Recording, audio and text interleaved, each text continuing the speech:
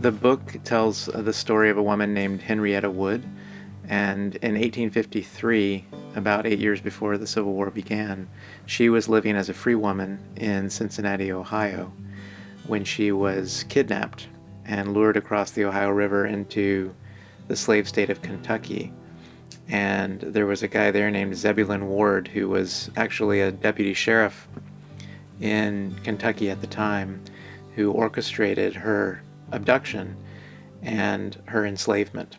And so subsequently she was sold by Ward to some slave traders who took her to Mississippi. She ended up there on a cotton plantation. She was taken to Texas during the Civil War.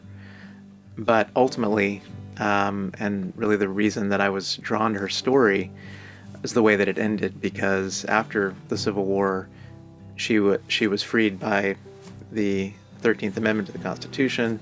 She returned to Cincinnati in 1869 and managed the next year to sue Zebulon Ward in court and win a judgment against him after a long process of litigation. So in 1878, she was awarded $2,500 in restitution for her long ordeal. And I think that's the largest sum that I know of that any U.S. court ever awarded to a formerly enslaved person as restitution. To me, really, the story of the book is driven by her determination to tell her story at each step of the way. You know, after she was abducted, within hours of that abduction, she was already telling the story of what had happened to her to people she encountered. She told it to some reporters in the 1870s who published lengthy interviews with her, you know, her story as told in her own words to them.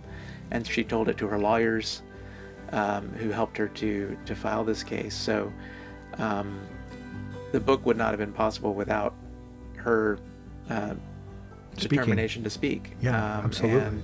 There's a kind of oral component that gets recorded by these journalists, essentially. Right.